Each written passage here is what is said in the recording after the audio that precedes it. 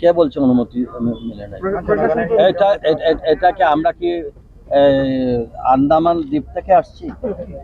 এটা আমাদের জায়গা, আমরা এই দেশের নাগরিক, প্রত্যেকের অধিকার। এটা আমাকে সংবিধান আমাদেরকে অধিকার দিয়েছে।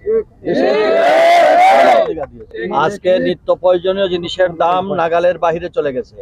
আজকে ডিম ওইটাও আমদানি করতে হয়, এই অবস্থায় আমরা চলে গিয়েছি।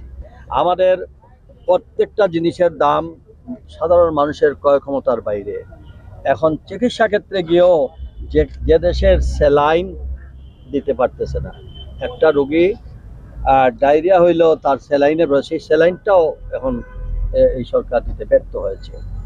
সেখানে ডেঙ্গু মশায় দেখেন হাজার হাজার মানুষ মারা যাচ্ছে, তা এইটুকু নিয়ন্ত্রণ করতে পারতেছে না। এই সরকারের অর্থমন্ত্রী আবুল মাল মুহিত গত সময়ে থাকাকার সময়ে তিনি বলেছেন 400 কোটি, প্রথম যখন 400 কোটি টাকা লুটপাট হয় তখন তিনি সংসদে পর্যন্ত বলেছেন যে এই 400 কোটি টাকা কিছুই না। অর্থাৎ এই সরকার প্রত্যক্ষভাবে সম্পৃক্ত থেকে হাজার হাজার লক্ষ লক্ষ কোটি টাকা বিদেশে পাচার করছে। কার টাকা পাচার করছে? এই আপনারা আমার সাধারণ জনগণের পকেট কেটে দ্রব্যমূল্য বৃদ্ধি করে, সিন্ডিকেট করে দ্রব্যমূল্য বৃদ্ধি করে, 10 টাকার জিনিস 25 টাকায় বিক্রি করে, এই যে জনগণের কাছ থেকে পকেটের টাকা কেটে নিয়ে যাচ্ছে। প্রতিটি জনগণ, প্রতিটি শ্রমজীবী মানুষ, সাধারণ মানুষ, প্রত্যেকের এই টাকা চুরি করে এই সরকার বিদেশে পাচার করছে। এই যে স্বৈরাচারী এই অত্যাচার নির্যাতন থেকে রক্ষা করার জন্যই আমাদের আজকের এই জনসমাবেশ।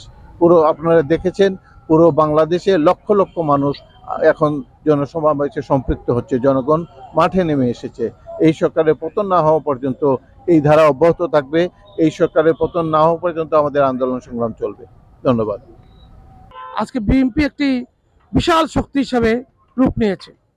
তারই দাবিতে আজকে এই রোড মার্চ, এই লং মার্চটা হয়েছে। এবং এই লং মার্চে আমরা যেটা দেখতে পেরেছি, বিগত প্রত্যেকটি প্রোগ্রামে এই সরকার, এই নিষিদ্ধ সরকার বাধাগ্রস্ত করতেছে।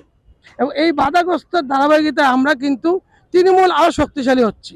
কারণ যতই বাধা আসে ততই কিন্তু তৃণমূল শক্তিশালী হয়। একটা জনগণের উপর যত নির্যাতন হবে ততই জনগণ কিন্তু ফুঁসে উঠবে। ইনশাল্লাহ আমরা এই তৃণমূলের মাধ্যমে বিএনপি আজকে আমরা দাঁড়িয়েছি।